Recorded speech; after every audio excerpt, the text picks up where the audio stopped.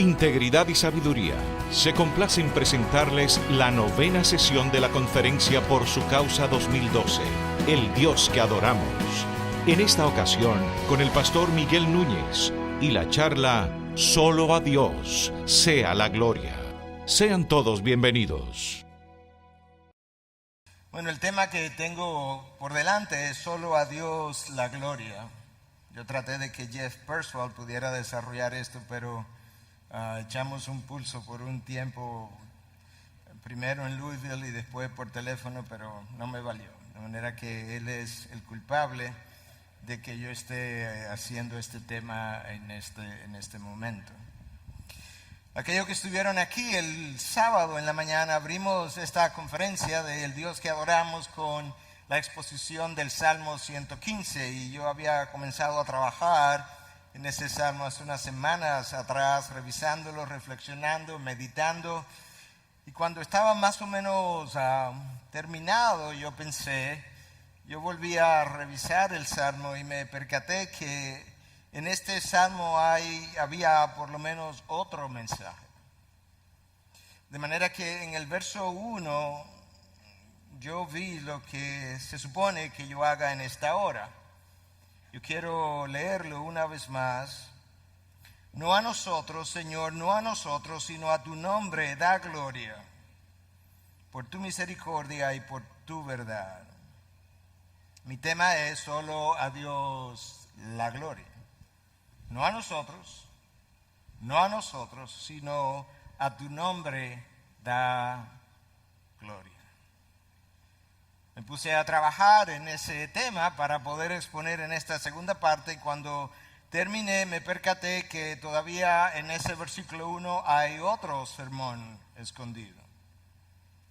Porque cuando vemos el versículo nosotros pudiéramos hablar un poco acerca de por qué no a nosotros, por qué solamente a Dios, qué significa esto de la gloria de Dios, qué implica. ¿Qué implicaciones prácticas tiene eso para nuestras vidas? Si la gloria de Dios es aquello que Él es, aquello que Él irradia, ¿de qué manera entonces yo estoy supuesto a darle esa gloria ahora, cuando en realidad Él es la definición de la gloria? Y ese es el tema de esta tarde, pero luego vuelvo a ver el versículo 1 y vuelvo a entender que el salmista dice, no a nosotros, Señor, no a nosotros, sino a tu nombre, a tu nombre. ¿Qué hay en un nombre? ¿Qué implica ese nombre? ¿Cuál es la importancia de ese nombre? Y yo creo que eso es otro mensaje por separado, de manera que si ustedes tienen las energías, hoy vamos a hacer 2 mensajes corridos, uno detrás del otro. Bueno, no lo vamos a hacer porque solamente algunos están por quedarse, pero vamos a hacer el que me toca. Solo a Dios la gloria.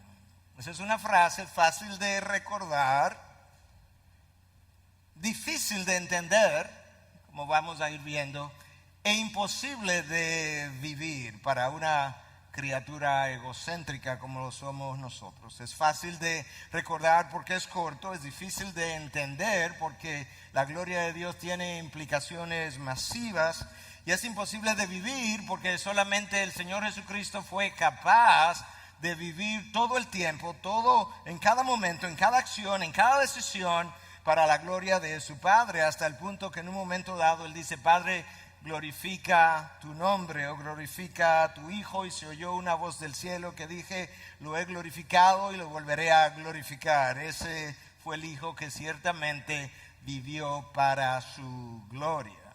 Y sin embargo, el apóstol Pablo les escribe a los Corintios y nos deja como legado el hecho de que ya sea que tú comas o bebas o hagas cualquier otra cosa, hacedlo todo para la gloria de Dios, de tal manera que por un lado yo reconozco la imposibilidad que yo tengo de vivir de esa forma, pero por otro lado yo tengo un mandato de parte de Dios a través del apóstol Pablo de que sea que yo coma, que yo beba o que yo haga cualquier otra cosa, yo necesito hacerlo con la gloria de Dios en mente. Pero la frase es solo a Dios la gloria. Déjame comenzar con la frase para luego continuar. Esa frase en el tiempo de la Reforma tuvo y continúa teniendo, yo creo, dos implicaciones. La primera para los reformadores es que realmente toda la salvación tiene que ser atribuida a nuestro Dios. Toda la gloria de nuestra salvación es atribuible y atribuida a nuestro Dios. Dios llama, Dios regenera, Dios santifica, Dios preserva y eventualmente Dios glorificará. Ese entendimiento es lo que lleva a los reformadores a postular sus 5 famosas solas: sola gracia o sola escritura, comenzando con esa primera, sola escritura. La palabra es la única autoridad en materia de fe y práctica y es la autoridad suprema del hombre. Sola gracia, la salvación que no es merecida. No hay nada en mí, en ti, que merezca que Dios nos dé salvación. Sola fide o salvación por fe, aparte de cualquier obra que nosotros pudiéramos hacer, que en ningún momento calificaría para llenar el estándar de Dios. Solus Christus, o solo en Cristo, salvación solamente a través de la persona de Cristo. No hay ningún otro nombre debajo del cielo por medio del cual tú y yo podamos ser salvos. Y finalmente, solo a Dios la gloria.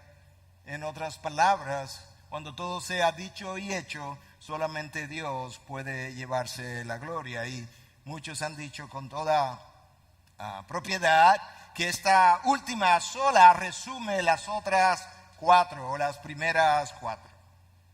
Michael Horton lo dice de esta manera: predicar las escrituras, esa es sola escritura. Predicar las escrituras es predicar a Cristo.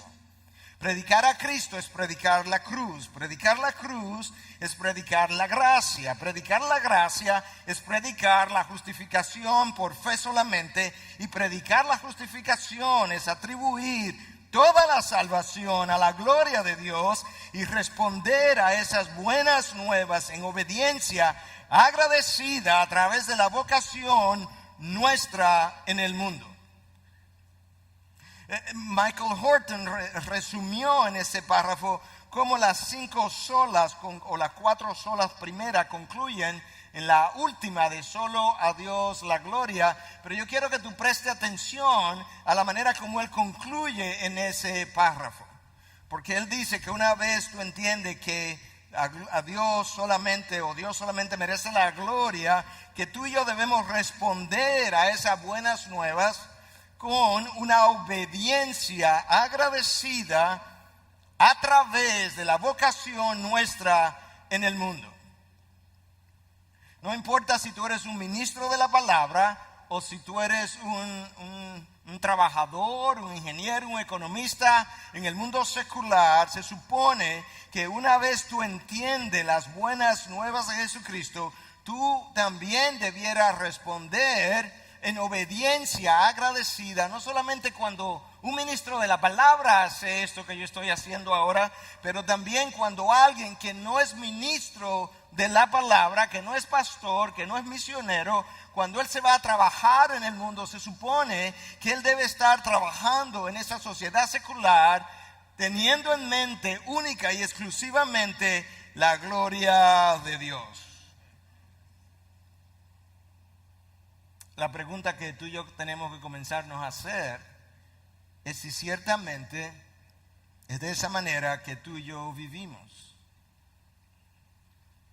En el último mes, en la última semana, en el último día, ¿qué tan consciente tú y yo estábamos cada vez que fuimos a hacer algo de que realmente la única razón para hacer eso que estábamos listos para hacer fue la gloria de nuestro Dios? Y la razón por la que es de esa manera es que Dios ha declarado de forma no discutible, de forma enfática, a través del profeta Isaías, lo siguiente en 43:7: a todo aquel que es llamado por mi nombre, a quien he creado para mi gloria, a quien he formado y a quien he hecho. ¿Tú oíste eso que yo acabo de leer? La única razón de tu existencia es la gloria de Dios. La única razón de tu trabajo es la gloria de Dios. La única razón de tu matrimonio es la gloria de Dios. La única razón de tu diversión es la gloria de Dios. Tú fuiste creado para una sola cosa y esa sola cosa debe ser perseguida en cada una de las tareas, en cada uno de los momentos, en cada una de las ocasiones, en cada una de las decisiones de mi vida. Algo tan sencillo como comer o tomar o cualquier otra cosa, hacerlo para la gloria de Dios. ¿Vivimos así realmente? Yo creo que muchas veces, días, meses pasan y muchos de los hijos de Dios ni siquiera se han detenido a reflexionar ni por un momento en lo que implica llevar su vida persiguiendo la gloria de Dios. Y lamentablemente yo creo que ocurre dentro de nuestras iglesias también. Hermanos, tenemos que admitir que muchas veces a nuestras vidas le hace falta profundidad. Y la profundidad que le hace falta es porque estamos viviendo conforme a agendas, a proyectos, a ideas nuestras, a propósitos humanos, terrenales, que jamás han de saciar el alma humana. Y no hemos tomado tiempo para reflexionar que en realidad Dios ha declarado que Él me creó y luego de ser creado me llamó con un solo propósito y es la gloria de su nombre. Nosotros fuimos creados para actuar o para vivir como si fuéramos espejos humanos que reflejan la gloria de Dios. Imagínatelo de esta manera: tú vas al espejo, tú te miras en el espejo y literalmente tu rostro está enviando algo al espejo, una imagen que ahora es reflejada en el espejo, pero una vez el espejo la recibe, el espejo te devuelve esa imagen hacia ti. De esa misma manera, Dios ha hecho toda una creación. Este es el teatro de la gloria de Dios. Esto es un espejo monumental, gigantesco, donde Dios está reflejando lo que es su gloria. Y luego entonces ese espejo de la creación está supuesto a devolverle la imagen que Dios ha proyectado en ella hacia Él. Y de esa manera estaríamos dando a Dios la gloria. ¿Me entendiste cómo es que se supone que la creación funcione para la gloria de nuestro Dios? La peor palabra, yo creo, quizás, en el lenguaje hebreo es esa palabra Ichabod. Se ha ido la gloria de Dios. ¿Tú recuerdas la historia en Primera de Samuel, cuando los filisteos capturaron el arca del pacto? Y ahora entonces en esa batalla murieron creo que unos 30,000 hombres.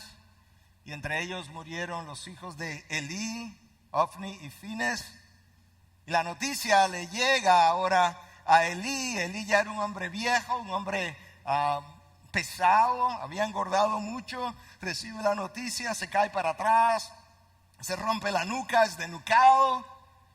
Y entonces su nuera escucha la noticia de que el arca ha sido capturada, su suegro ha muerto, su esposo ha muerto, entra en labor de parto, también termina en la labor de parto muriendo, pero antes de eso le da un nombre a su hijo y el nombre que le dio fue Ichabod. Escucha lo que el texto dice en 1 Samuel 4:21. Llamó al niño Ichabod diciendo: se ha ido la gloria de Israel, por haber sido tomada el arca de Dios y por la muerte de su suegro y de su marido. Y dijo: se ha ido la gloria de Israel, porque el arca de Dios ha sido tomada. Nuestra sociedad y en particular muchos púlpitos están pasando por un tiempo de Ichabod, donde la gloria de Dios no está resplandeciendo. John MacArthur decía que él nunca había visto en todos sus 40 y tantos años de ministerio, nunca había visto algo semejante donde los bancos están tan llenos y los púlpitos tan vacíos. Eso es la manera de decir hay un Ichabod en los púlpitos. ¿Sabe por qué, hermanos? Porque a nosotros no nos gusta lo majestuoso, no nos gusta lo glorioso, no nos gusta lo santo, no nos gusta lo sublime, lo elevado, lo encumbrado. Nosotros preferimos lo terrenal, lo trivial, lo pasajero, lo temporal.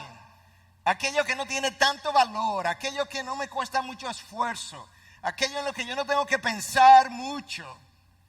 Y si hay algo que nosotros sabemos, es que no hay nada liviano, sencillo acerca de la gloria de Dios. La palabra en el hebreo es kabod y implica pesado, y nosotros hablamos más o menos de esa manera. Cuando alguien dice algo como profundo, algo, decimos wow. En inglés dirían that's heavy. Nosotros decimos eso está pesado. En dominicano decimos pesado. Te das cuenta que tenemos un sentido similar a lo que esto significa. Cualquier cosa en lo que tú quieras pensar acerca de la gloria de Dios, yo quiero que tú entiendas desde el principio que no hay nada trivial ni liviano acerca de la gloria de Dios. John Piper, comentando acerca de esta situación de nuestros días, decía que nuestro Dios o el Dios de la iglesia de hoy en día es weightless, sin peso, liviano. Eventualmente la palabra pasó a significar honor, excelencia, reputación. Es como muchas veces usada. Cuando llegamos al Nuevo Testamento, la palabra es doxe. Es una palabra con una larga historia. Y originalmente básicamente implicaba estimación, opinión, buena o mala, pero cuando llegamos al tiempo ya del primer siglo, la palabra implicaba más bien como una buena opinión en el tiempo del Nuevo Testamento y para el Nuevo Testamento. De tal manera que cuando yo estoy glorificando a Dios, teniendo eso en mente, de alguna forma cuando las otras personas me ven, lo que ven en mí, lo que ven que Dios está haciendo en mí, debe ir produciendo en el otro una buena opinión de mi Dios. Y entonces yo tengo que comenzar a revisar mi vida y preguntarme si mi estilo de vida, si la manera como yo trato a mi empleado o empleada, la manera como yo trato a mi esposa, la manera como trato a mis hijos, la manera como trato mis demás relaciones, la manera como trato mis ovejas, si otros la observaran, pudiera eso producir en el observador una buena opinión del Dios a quien yo sirvo. Doxe tiene que ver algo o mucho con eso. Nosotros tenemos esa función. En la Sextuaginta la palabra pasó a significar muchas veces brillantez, luz. De hecho, Gruden, eso es como define la gloria de Dios. La brillantez, la luz que Dios irradia de sí mismo. Cuando Jeff Purcell hablaba de Isaías 6 y hablaba de estos querubines en la presencia de Dios que cubrían sus rostros, en parte se estaba refiriendo a esa brillantez, a esa luz inaccesible de que habla Pablo a Timoteo, en la que Dios habita, y su gloria tiene que ver con eso, algo que sale desde su interior. Y todavía otros la definen como el conjunto de cualidades, atributos que forman la esencia de Dios y que fluyen entonces desde su interior hacia afuera, y la manifestación en su creación de los atributos que son propios de la divinidad. Entonces eso tiene que ver o es equivalente a la gloria de Dios que nosotros vemos. El Salmo 19 dice que el firmamento proclama, declara la gloria de Dios. Sin hablar, el firmamento nos hace decir, wow, aquí hay sabiduría, aquí hay poder. Esto es majestuoso, esto es extraordinario. Nos hace pensar incluso en la infinitud de Dios, porque el firmamento es no infinito, pero continúa en expansión como si nunca fuera a terminar. Contemplamos la cruz y ahora vemos a su amor y su gracia y su misericordia, y vemos su justicia en la cruz, y vemos entonces como el firmamento refleja la gloria de Dios, refleja sus atributos de una manera, como la cruz refleja otros atributos de Dios de otra manera, y vemos como en cada cosa Dios ciertamente está reflejando lo que Él es, y la creación debiera actuar en retorno como un espejo, devolviéndole a Dios la gloria que Él ha proyectado sobre ella. Walter Kaiser define la gloria de Dios como la presencia visible y activa de Dios.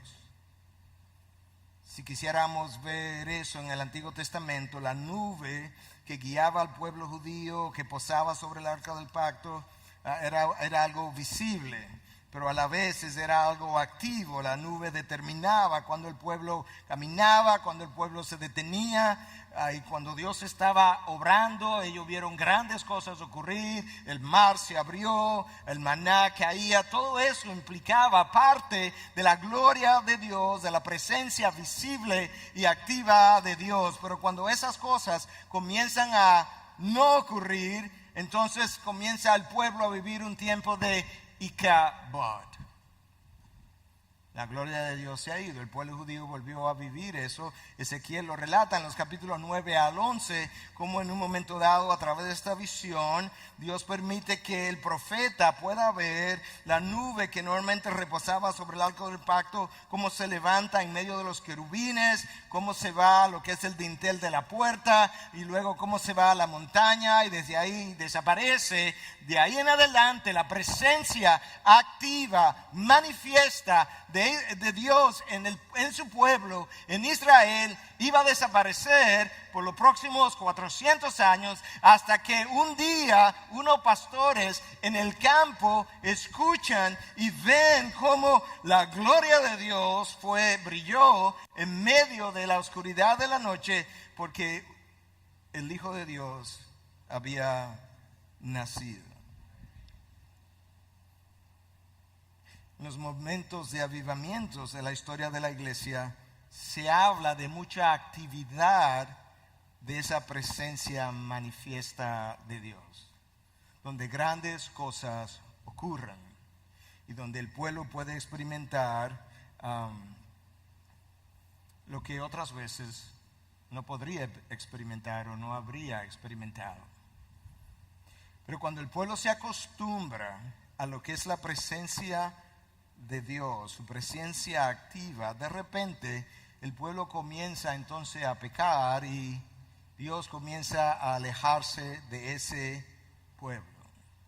Dios es omnipresente, lo vimos ayer de parte de Jeff cuando él predicaba acerca de la presencia de Dios. Pero hay una manera activa en la que Dios decide retirarse de su pueblo en medio de la pecaminosidad de su pueblo. El problema está en que ese pueblo no entiende lo severo, lo grave, lo pesado, si yo pudiera decir, que es el retiro de esa presencia manifiesta. Porque cuando eso ocurre, creo que mencionaba algo de esto en mi primer mensaje, cuando eso ocurre, la gente le pierde el miedo reverente, el temor reverente a la santidad de Dios. Cuando tú le pierdes el temor reverente a la santidad de Dios, tú le pierdes el miedo al pecado.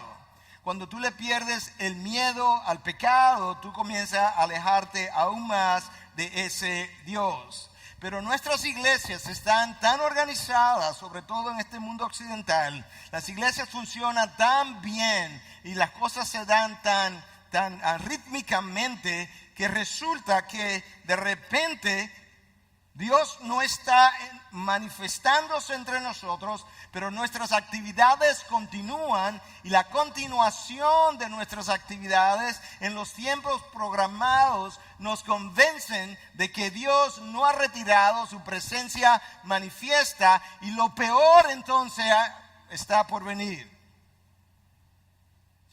Y es que ese pueblo vive contento sin la presencia manifiesta de Dios. el pueblo de Dios, sin su presencia manifiesta, ha aprendido a vivir contento consigo mismo. Y yo no sé, hermanos, si hay nada más terrible que eso. Yo no sé si hay nada más terrible que ser parte del pueblo de Dios y vivir un momento en el que yo no reconozca el Ichabod de mi congregación o de mi vida.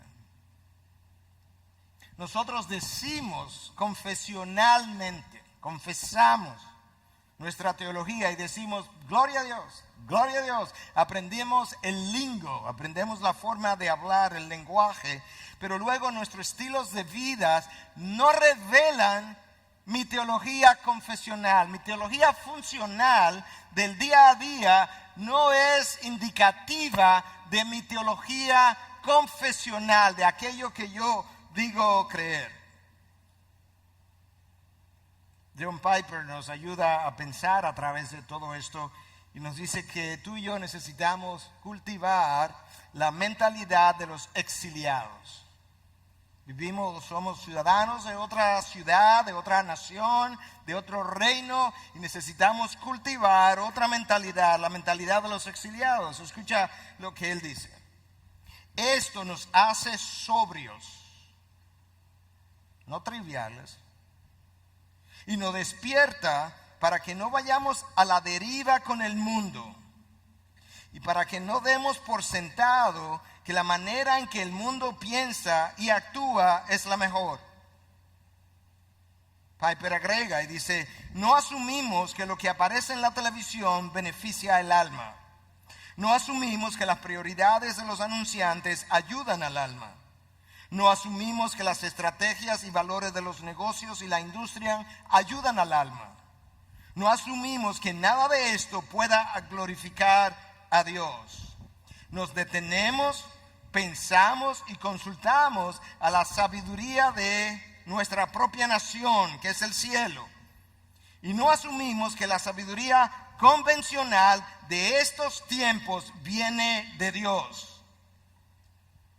Nosotros orientamos nuestro rumbo por la palabra de Dios. Cuando uno se visualiza como un extranjero y exiliado con su ciudadanía en los cielos, y cuando uno ve a Dios como su único soberano, uno no se va a la deriva juntos con las corrientes de nuestros días.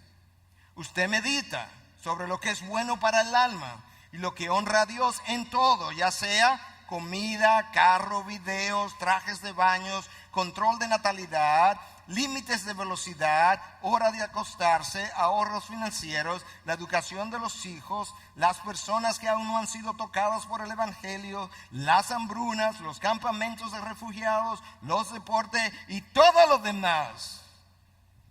Los extranjeros toman su dirección de Dios y no del mundo.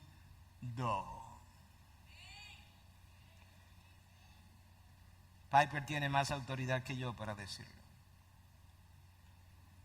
Lo que él hizo fue recordarnos que no hay una área del quehacer de nuestro mundo temporal que no esté relacionada de alguna u otra manera con lo que se supone es mi llamado de vivir continuamente para la gloria de Dios. Y si la gloria de Dios no es la motivación de mi vida, yo no voy a vivir para nada de trascendencia, hermanos. Si la gloria de Dios, déjame decir eso otra vez, si la gloria de Dios no es la motivación de mi vida, yo no voy a vivir para nada de trascendencia. Ya ha sido dicho, cuando algo no tiene valor eterno, es eternamente inservible. Hablar de la gloria de Dios en esta sociedad, en este milieu o ambiente en el que nosotros vivimos, no es cosa fácil. Y no es cosa fácil por varias razones. Nosotros preferimos mantener a Dios de un tamaño pequeño, manejable por mi humanidad. Algo que yo pueda manejar de una forma utilitarista, que me sea útil, de una forma pragmática, a alguien a quien yo pueda activar cuando yo estoy en necesidad. Y entonces mantenerlo de ese tamaño. Y para usar las palabras de Jeremías en 5:31, quizás pudiéramos decir, lo peor de todo es que a su pueblo así le gusta. Pero la Biblia describe otro Dios. La Biblia describe un Dios glorioso, majestuoso, infinitamente santo, sabio sin medidas, poderosos, sin límite. Cuando Él abre su boca, es trueno su voz. Entonces Dios no puede ser tratado ni concebido de una manera pequeña. No, 1000 veces no. Un Dios del tamaño nuestro no frena el pecado de nadie. No le da forma a la imagen de Cristo en nadie. Es una imagen demasiado grande para que pueda ser dada por un Dios tan pequeño. Hermanos, hasta cierto punto yo subí aquí con cierto grado de ansiedad y Dios sabe que no miento, porque hablar de la gloria de Dios es intimidante. Yo no puedo hacer justicia a este tema. Y es difícil hablarlo, es más difícil hablarlo en nuestros tiempos por lo que venimos diciendo. Pero otra de las razones por las que se nos dificulta hablar de la gloria de Dios es que nosotros no conocemos nada de lo que es esa gloria divina. Nosotros conocemos algo de cierta gloria, porque el apóstol Pablo nos dice en 1 Corintios 15 que hay diferentes grados de gloria, que una gloria la tiene el sol y otra gloria la tiene la luna, que esas dos glorias no son iguales. Hay una gloria de Dios y hay una gloria de la creación, pero hay una enorme diferencia entre esa gloria de la creación y la gloria divina. Y Thomas Watson nos ayudó en el siglo XVII a ayudar a entender un poco de esto que él estaba hablando. Y para tratar de explicarlo, él decía que en Éxodo 28:2 nosotros leemos lo siguiente acerca de lo que Dios le dijo a Aarón, que estaba supuesto a representar el sumo sacerdote, que como figura apuntaba a la persona de Jesús que habría de venir. Y entonces él, citando a Éxodo 28:2, nos dice lo siguiente. Esto es lo que dice el texto. Y harás vestiduras sagradas para tu hermano Aarón, para gloria y para hermosura.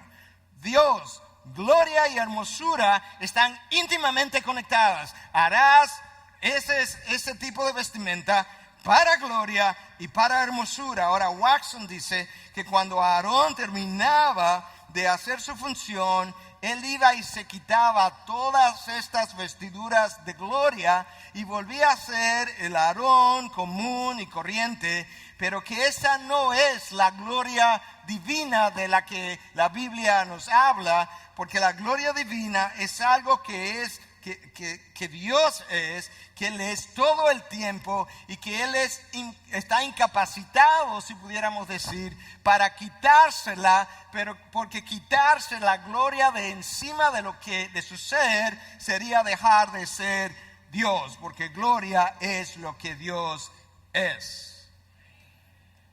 Y entonces el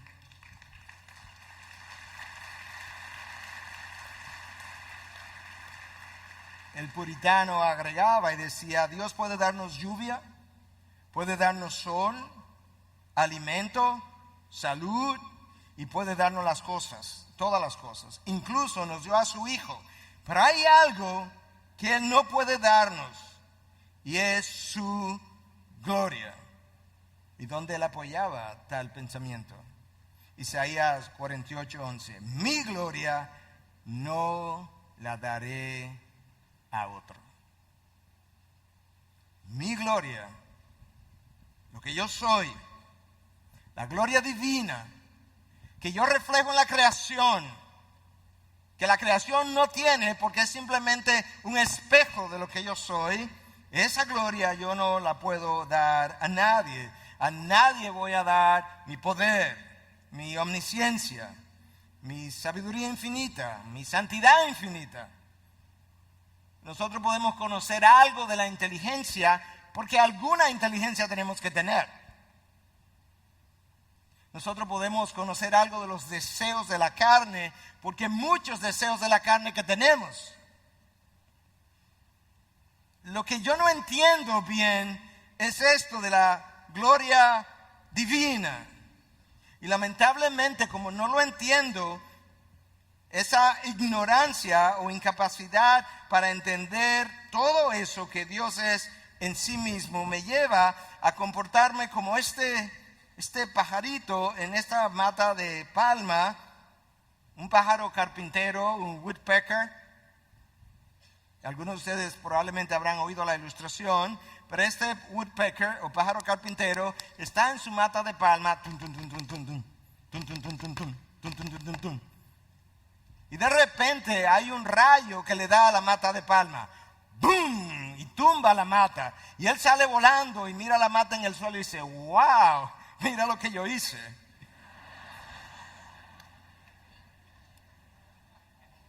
Yo creo que nosotros somos así. Nosotros estamos involucrados en el trabajo de Dios. Dios hace un boom y hace algo. Y nosotros vemos eso que Él hizo. Y nosotros decimos luego, wow, mira lo que yo hice. Cosa que está muy por encima de nuestras capacidades. Nosotros no sabemos, no conocemos nada acerca de esa gloria divina.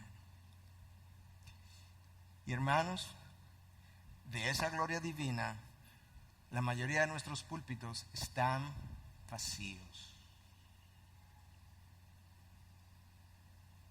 A mí no me cabe la menor duda. Yo sé que puede estar errado, pero este es el grado de convencimiento que yo tengo. Que cuando la historia de la iglesia del siglo XX y XXI se escriba, si Cristo no llega antes, el pecado número 1 de la iglesia de nuestros días es la trivialización del Dios que adoramos. Es la trivialización del Dios creador. Y un Dios trivial no despierta en sus adoradores una adoración gloriosa. Es imposible que esas dos cosas puedan estar conectadas. Bob Kauflin nos habló de cómo la adoración se supone que debe ser una respuesta natural a la revelación que Dios ha hecho de sí mismo. Pero si la revelación que Dios ha hecho de sí mismo es reducida hasta el punto que me está presentando a un Dios trivial, de esa misma manera será la respuesta natural que el adorador dará con una taza de café en la mano, como hablaba nuestro hermano Bob. No me queda la menor duda que ese es el pecado número 1. Y la realidad es que cuando esas cosas son mencionadas, algunos me han dicho, no dicen, no me lo estoy imaginando, me han dicho, pastor, pero eso es Antiguo Testamento, lo que usted está hablando. Después de haber escuchado, cuando yo le he dicho, escúchame, Dios no baja al monte Sinaí con truenos y relámpagos y toda una humareda y sacude el monte simplemente porque Él estaba tratando de impresionar a su pueblo. Esa no es la razón.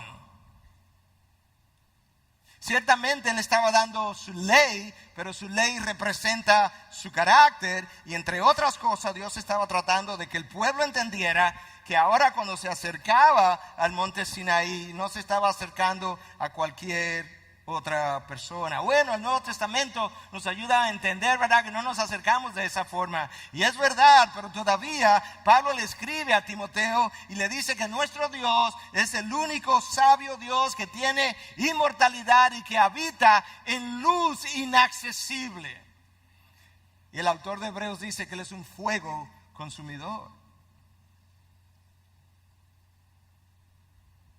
Lo que Dios era, Dios es. Lo que Dios es, Dios será.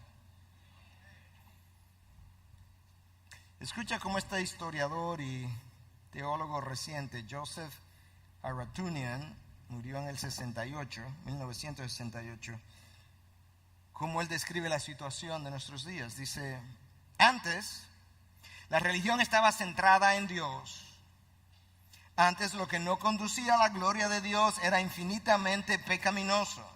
Antes, lo que no conducía a la gloria de Dios, ese es nuestro tema, era infinitamente pecaminoso. Ahora, lo que no conduce a la felicidad del hombre es pecaminoso, es injusto e imposible de atribuírselo a Dios. Ahora la gloria de Dios consiste en el bien del hombre. Antes, el hombre vivía para glorificar a Dios. Hoy, Dios vive para glorificar al hombre. Él decía en otra ocasión que hace un tiempo atrás, cuando los cristianos, los creyentes salían de sus cultos, frecuentemente se preguntaban,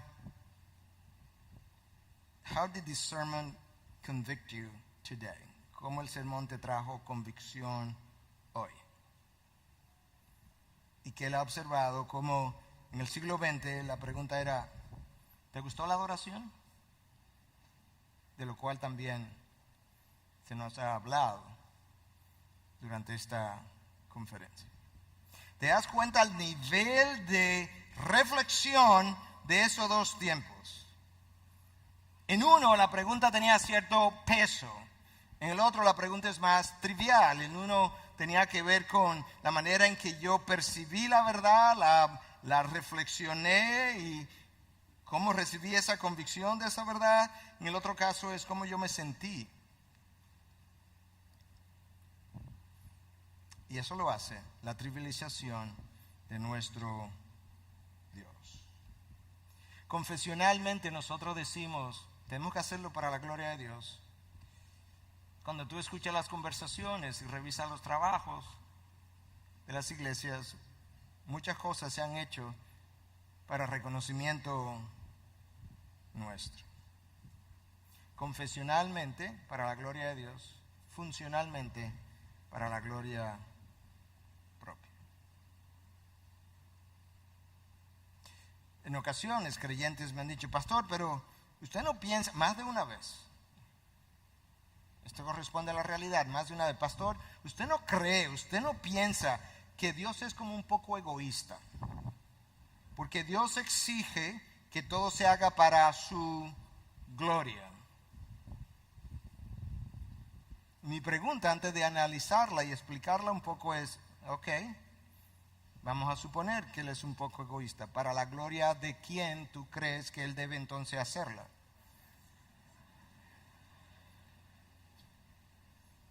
Hermanos, si yo me paro aquí en este momento y digo, yo soy el mejor pastor del mundo, usted sabe dos cosas acerca de mí. Primero, que yo soy un gran mentiroso. Y segundo, que yo soy un gran orgulloso.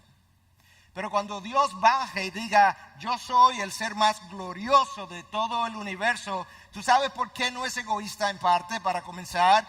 Porque es verdad. ¿Tú quieres que Él mienta? Es verdad.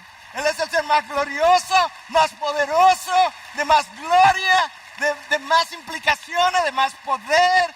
¿Qué tú quieres que Él haga? Que te mientas y diga, no hay otro ser más glorioso que yo. Dejaría de ser Dios. A nosotros no nos gusta la idea de que Dios insista en que todo hay que hacerlo para su gloria, porque pensamos que Dios es como nosotros. Cuando alguien quiere como llevarse la gloria, alguien quiere llevarse todo el crédito, nosotros nos molestamos. Nuestra naturaleza carnal responde. Y lo primero que pensamos, no, es lo que quiere es ser centro de atención. Y nos molesta, ¿y cuál es el problema? No, que él siempre quiere estar llamando la atención. Bueno, Dios no tiene ese problema. Dios nunca ha tenido el problema de querer ser centro de atención. Él es el centro de atención. Él es la periferia de la atención. Y Él es todo lo que existe entre la periferia y la otra periferia. Él no tiene que desear ser el centro. Él es. Tú quieres desear el centro cuando tú no lo tienes y tú no lo eres. Hermanos, cuando el sol se levanta en la mañana sin hablar, tan pronto aparecen sus rayos, él dice, gloria a Dios. Cuando una ballena de varias toneladas de peso gigantesca se levanta en el aire como si fuera una simple avecita y vuelve y cae, sin hablar, ella está diciendo, gloria a mi Creador. Toda la creación da gloria a nuestro Dios, excepto el hombre rebelde.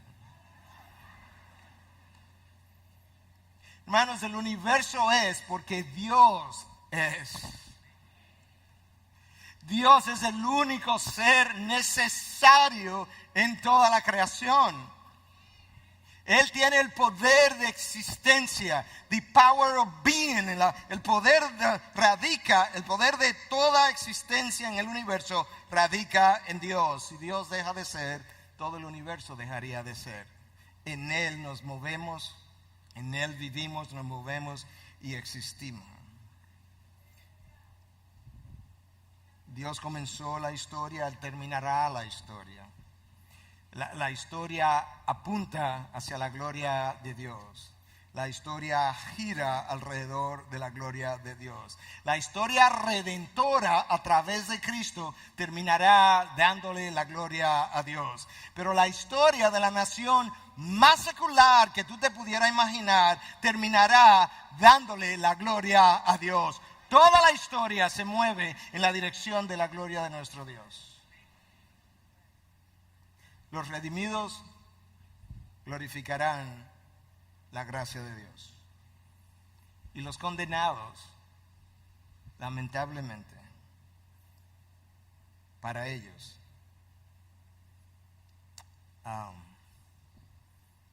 afortunadamente, desde otro punto de vista, también terminarán dándole la gloria a Dios, porque glorificarán su justicia. Cuando alguien quiere ser aplaudido nos molesta, porque cuando alguien es aplaudido, eso implica que yo no estoy siendo aplaudido, y eso como que nos molesta, no nos gusta reconocer a ese otro. Dios no tiene ese problema, porque después que nosotros terminemos de aplaudir a Dios, Dios mira para abajo y dice, se han quedado cortos de mi gloria. Después que toda la raza humana pudiera terminar de aplaudir, Dios pudiera enviar uno de estos querubines de los cuales oímos y decir, ve y despliega mi gloria para que ellos vean lo que verdaderamente son aplausos. Y hacerlo gloriosamente. Dios no está buscando eso. Dios no está más feliz después que yo termino de adorarlo. Dios es perfecto en sí mismo. Pero Dios tiene complacencia en nosotros. Sin lugar a duda. CJ nos ayudó a entender eso, cómo Dios se complace en esa morada que Él tiene cercana con su Hijo, cómo Él se complace con ese Hijo en esos momentos de dificultad. Cuando alguien no me toma en cuenta, muchas veces yo me siento mal porque el otro no me tomó en cuenta, pero en realidad lo que estoy sintiendo es que me siento inferior porque a otros sí lo tomaron en cuenta y a mí no. Bueno, cuando la creación toma en cuenta a Dios y yo me siento inferior, yo no debo tener ese problema, porque no es que yo me siento inferior, es que yo soy inferior a Dios. No es simplemente que me siento, es que soy. En otras ocasiones, cuando alguien quiere llevarse el crédito, llevarse la gloria, nosotros lo vemos y decimos, yo puedo hacerlo mejor. Pero yo no puedo decir eso cuando tiene que ver con Dios. ¿Cómo yo voy a decir, ver lo que Dios hace y decir, yo puedo hacerlo mejor? ¿Te das cuenta cómo el pensamiento aún lógico nos va llevando a la idea de que ciertamente todo tiene que ser hecho para la gloria de nuestro Dios? El crédito, al fin de cuentas, tiene que ser de nuestro Dios, porque Él ha puesto tanto el querer como el hacer. Él ha puesto los dones y los talentos. Él ha creado las oportunidades. Él ha abierto las puertas. Él ha creado la conexión. Él está entretejiendo todo lo que es ese lienzo hermoso, ¿verdad?, del cual nosotros hemos hablado. Y como yo decía, no sé si fue el sábado, si fue a otro grupo de personas, ese lienzo entretejido con múltiples hilos, cuando tú te acercas, tú tienes que verte como uno de esos hilos en el lienzo, nada más. Pero cuando te retiras, tú ves tantos hilos entretejidos, que son vidas entretejidas, que Dios estaba llevando a cabo para la manifestación de su gloria. No podemos acusar a Dios de egoísta cuando Él nos ha dado la vida. Él sostiene mi vida, Él preserva mi vida.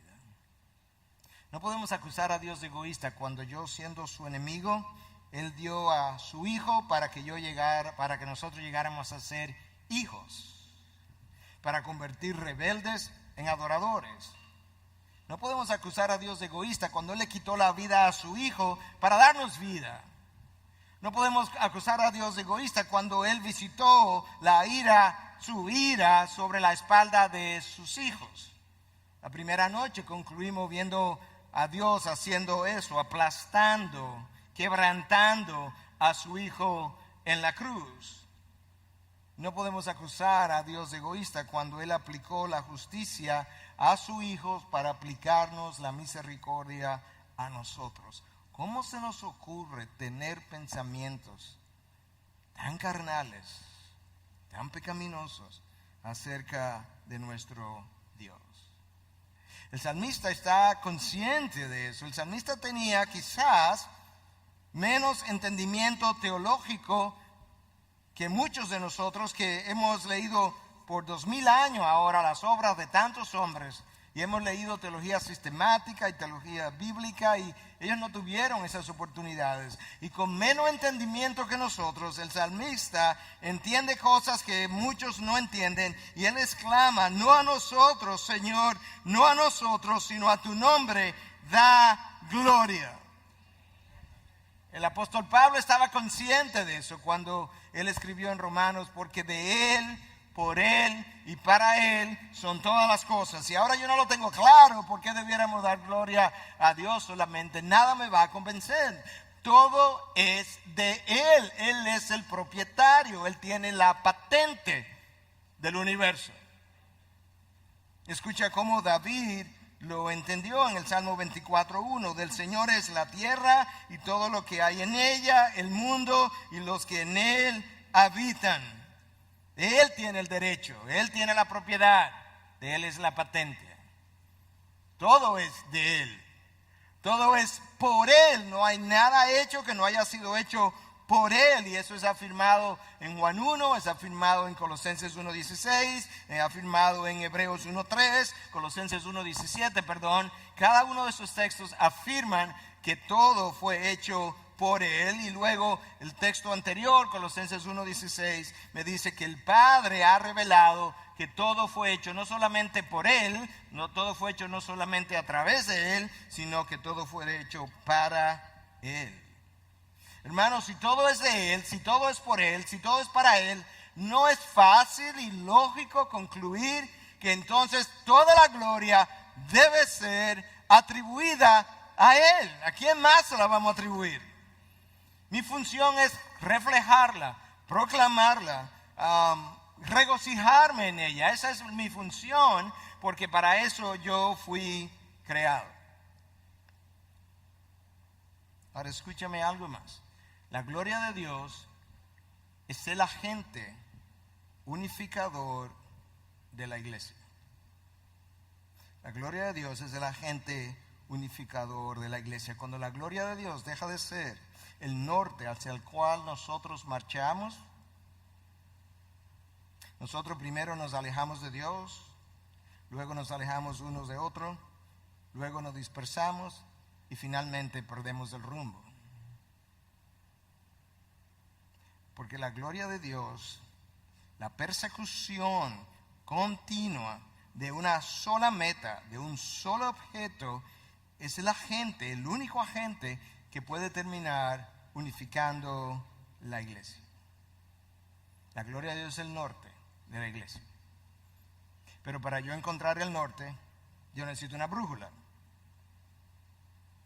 Y la pregunta sería, si la gloria de Dios es el norte de la iglesia, ¿cuál es la brújula que apunta hacia el norte? Yo quiero sugerir que es la persona de Jesús. La persona de Jesús es la brújula que continuamente está apuntando hacia la gloria de Dios y a través de quien yo necesito continuar haciendo, viviendo, persiguiendo todas las cosas, porque Él es el agente de unificación de la iglesia que Él compró. Padre, glorifica tu nombre, dijo la brújula cuando pasó por aquí.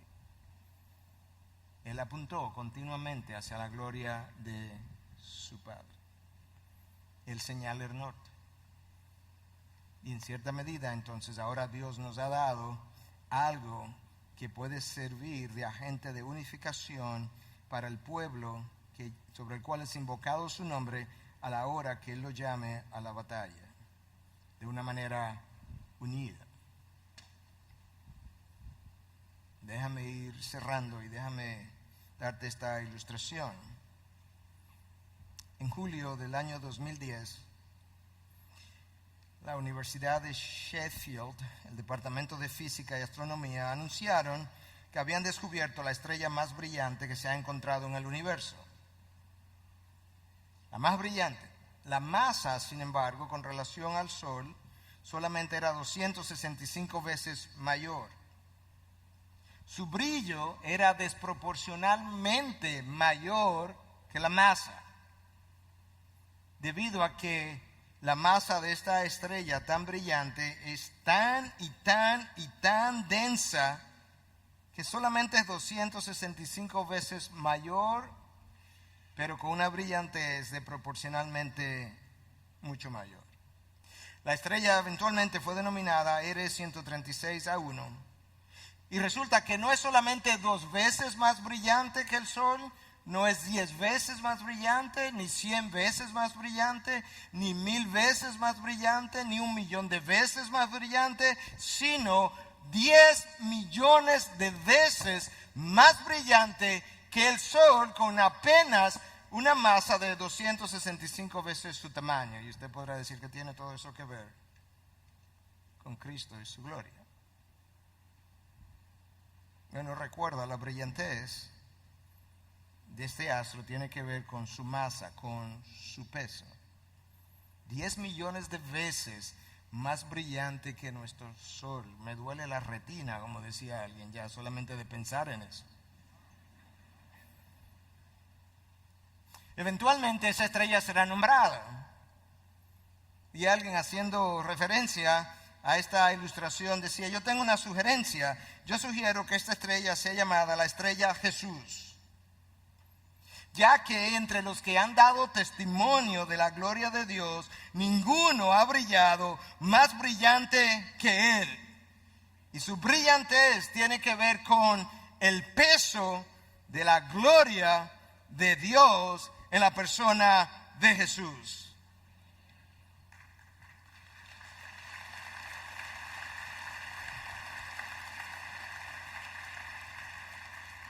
Yo creo que sería un buen nombre, porque escucha lo que dice Apocalipsis 22:16. Yo soy la raíz y el linaje de David, la estrella resplandeciente de la mañana. Sería un buen nombre. El apóstol Pablo, reconociendo esa verdad, pero desde otro ángulo, cuando le escribe a los Corintios, le dice: pues Dios dijo que de las tinieblas resplandecerá su luz, es el que ha resplandecido en nuestros corazones para iluminación del conocimiento de la gloria de Dios en la faz de Cristo. Dios ha resplandecido en nuestros corazones Pero nota cómo Él lo ha hecho. Para iluminación del conocimiento de la gloria de Dios en la faz de Cristo. Cuando Dios nos dio a su Hijo, Dios personificó su gloria en su persona.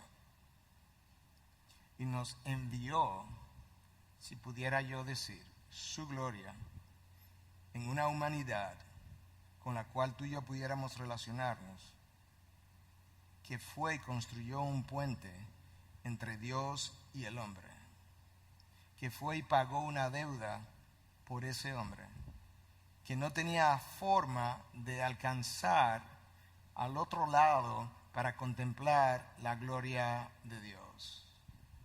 Y a través de la persona de Jesús, entonces, Dios nos ha permitido poder ser redimidos, pasar de esclavos a libres, pasar de rebeldes a adoradores, para que en algún momento alrededor del trono nosotros podamos reunirnos y estar en presencia de la más hermosa y gloriosa iluminación que jamás se pueda concebir, no proveniente del sol o de ningún astro creado, sino proveniente del mismo Hijo de Dios, porque Él será su luz.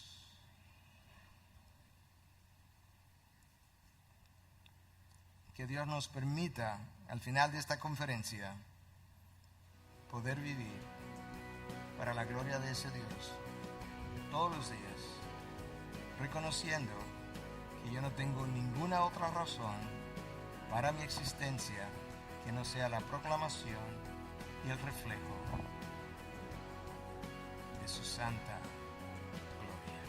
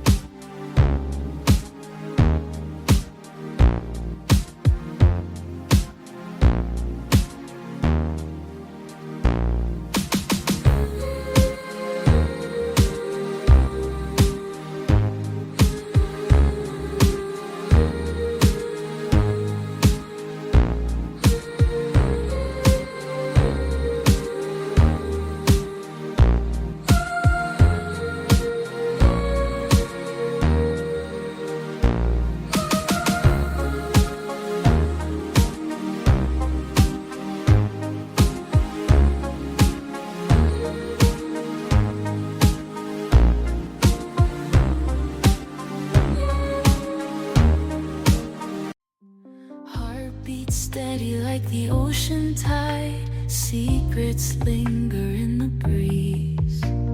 In this moment, worlds collide. Feel the rhythm set you free. Let the moonlight guide our way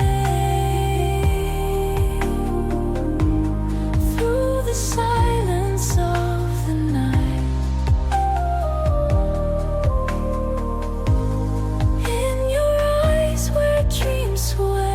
We'll find our truth, take flight.